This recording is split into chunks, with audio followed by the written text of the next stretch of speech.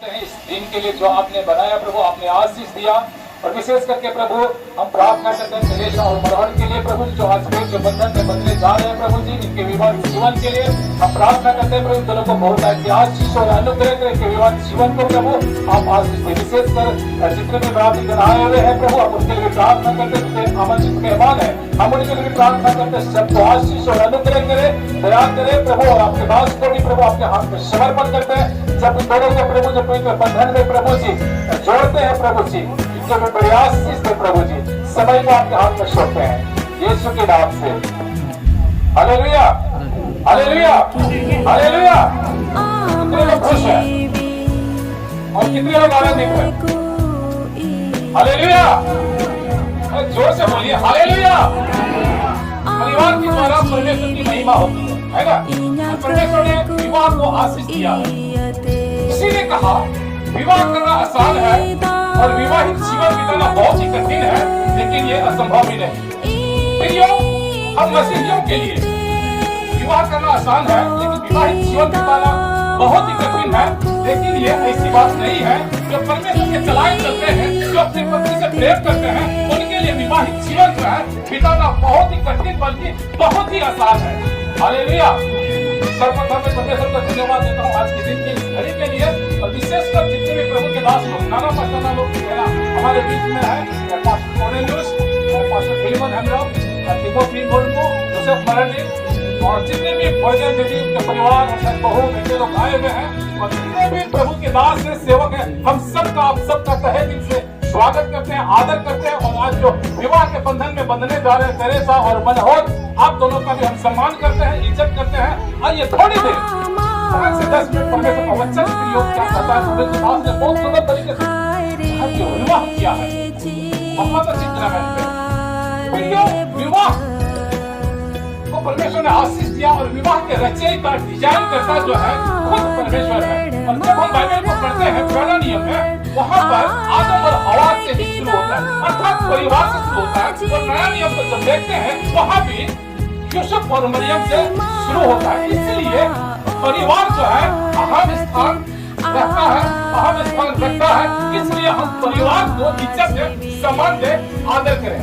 फिर ये बाइबल में लिखा हुआ है 2:8-18 में, आदम का अकेला रहना अच्छा नहीं, पर उसके लिए एक ऐसा सहायक बनाऊंगा जो उसे मेल खाए। परमेश्वर पहले सहायक बनाता है, इसके बाद पत्नी। फिर ये आदम किसी को पत्नी ना बनाए, वहाँ पर लिखा हुआ है परमेश्वर ने कहा आदम का अकेला रहना, इसका तहन भाई खुशी लेना होना ये है, उन्हें लेकिन हवाई बिना दिया। मनोहर का आज अकेला रहना अच्छा नहीं, उसके लिए परमेश्वर ने एक तेरेसा, एक हवा को बनाया। Hallelujah, hallelujah.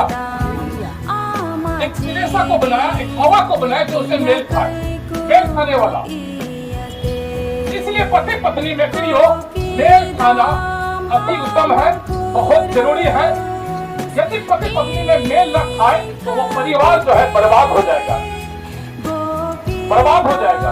तो बाइबल का मतलब भी है कि तब परमेश्वर ने आदम को भारी नींद में डाल दिया और उससे एक पत्नी निकालकर उससे एक नर अथवा नारी, एक स्त्री को बनाया। प्रियो, हम सबका पसली बमाड़ा पसली कम है, आप लोग गिन लीजिएगा। इसलिए हमारे सोच से, हमारे समझ से, इसलिए 15 खोल बिना नोआ ये थे। फिर यो नोडे खोल परमेश्वर चाहता तो वो कहीं का हड्डी से भी स्त्री को बना सकता था। जहाँ ने जगह खोल दी, माय जी में बिनाव की दिया। मैंने मतलब तो नोआ देना कि पसली से इसलिए निकाला कि हमारा पसली जो है ना नीचे न ऊपर, बल्कि हमारा पसली जो है बीच में है। फिर यो आज जरूरत है कि हम अपनी पत्नी को दिल से लगा के रखें। हालेलुया। इसलिए परमेश्वर ने पसली से, देखिएगा आजकल ये जो अदर समाज में ऐसा होता है, ध्यान से सुनिएगा, आप दोनों के लिए बोलना चाहते हैं कि पत्नी को आज जरूरत है ना अपने सिर में बैठाने की जरूरत है, ना पैर के नीचे। यदि आप अपनी पत्नी को सिर में बैठा के रखेंगे, वो आपको छोड़ के चली जाएगी, भाग जाएगी। और यदि पैर के नीचे आप रखेंगे, ऐसी बात नहीं कि पत्नी को एक किक मारे आपके गेट के बाहर, ऐसा कदापि ना करें।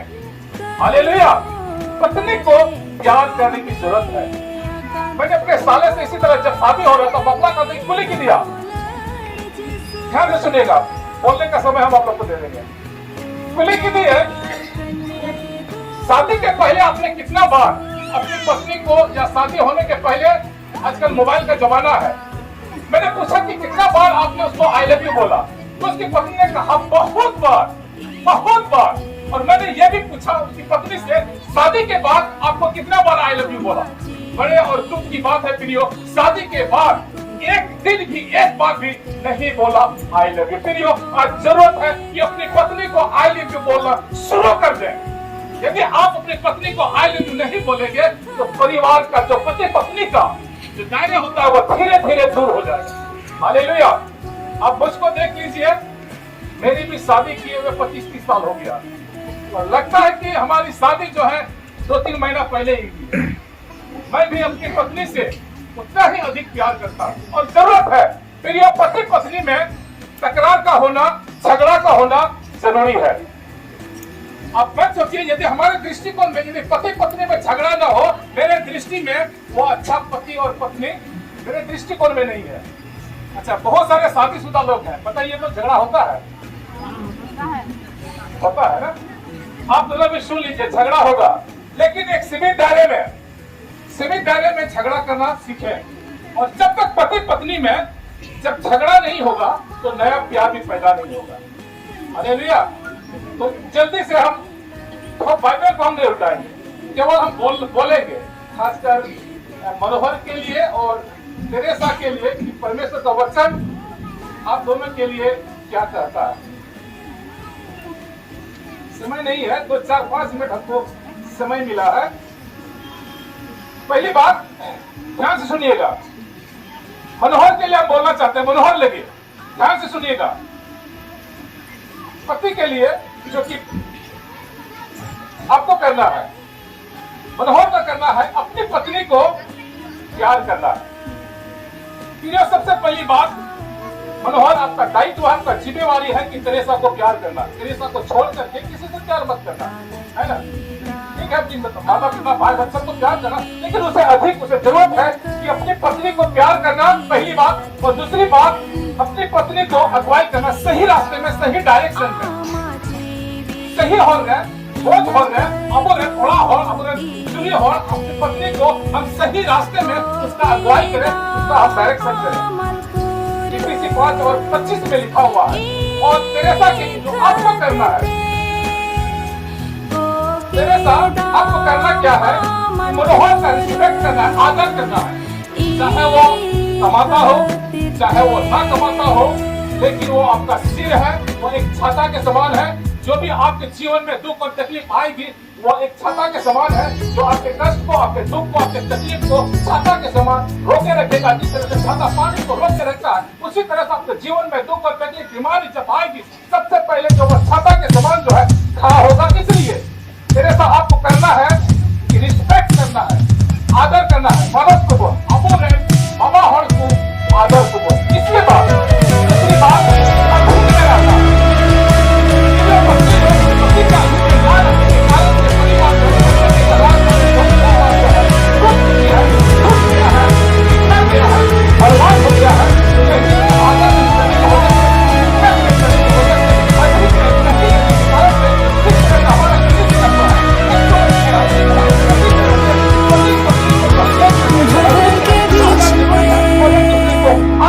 तू कहता है थम जा, तू मेरी ताकत है, तू ही मेरा ईमान भंवर के बीच में। तू कहता है थम जा, तू मेरी ताकत है, तू ही मेरा ईमान। बीत कल में तू साथ मेरे था, आज भी मेरे साथ है खड़ा, आने वाले कल में भी होगा। उठते हुए तूफानों में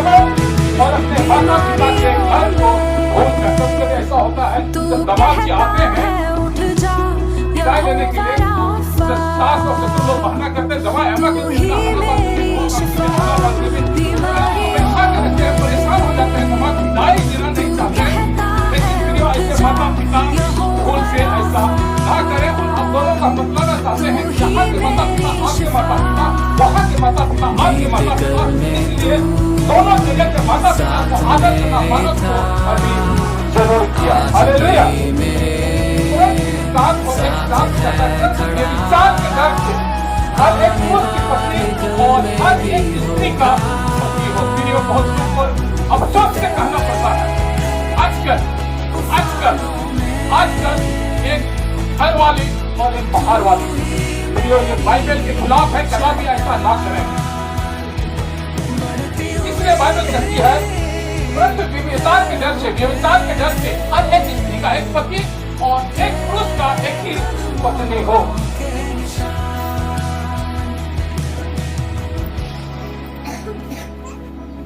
और विवाह की वैलिडिटी जो है 50-50 नहीं बल्कि विवाह की वैलिडिटी जैसे मोबाइल किसी का लाइफ है जब तक आप दोनों को मृत्यु अलग ना करे कोशिश ना करें आप दोनों सेपरेट हो अलग हो मैं कब तक खुद हो अलग करूं बुटुया आज आप दोनों परमेश्वर के साथ कलीसिया के लोगों के सामने नहीं है वचन बदलेंगे वचन करेंगे शुक्र हम सुनेंगे है ना हम आपके साथ रहेंगे जब तक मृत्यु अलग न करे प्रियो कोशिश अलग कोशिश से बिगाड़ो लगी सेपरेट हो लगी So, ईश्वर बाबा अपने बड़ा बहन अरे बड़ा बहन अपने बापला लिए कि कोई इतने जो ईश्वर बाबा अपने बापला दोनों के विवाहित जीवन को परमेश्वर जो है बहुत ऐसे आशीष और अनुग्रह करे एक दूसरे से प्रेम करे आदर करे वचन अध्ययन करने में घर जाने में दसवां देने में एक दूसरे को सहयोग करने में है ना परमेश्वर सबसे अहम बात है कि आप दोनों में तालमेल होना जरूरी है प्रेम का होना जरूरी है आदर का होना जरूरी है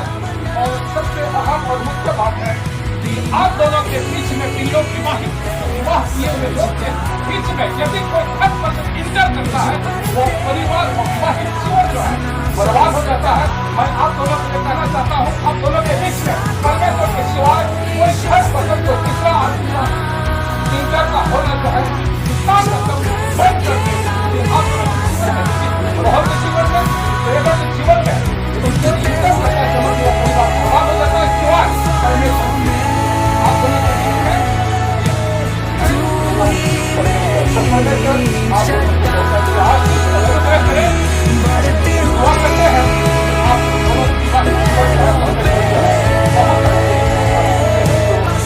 आप दोनों को परमेश्वर आशीष दे सबको जय मसीह की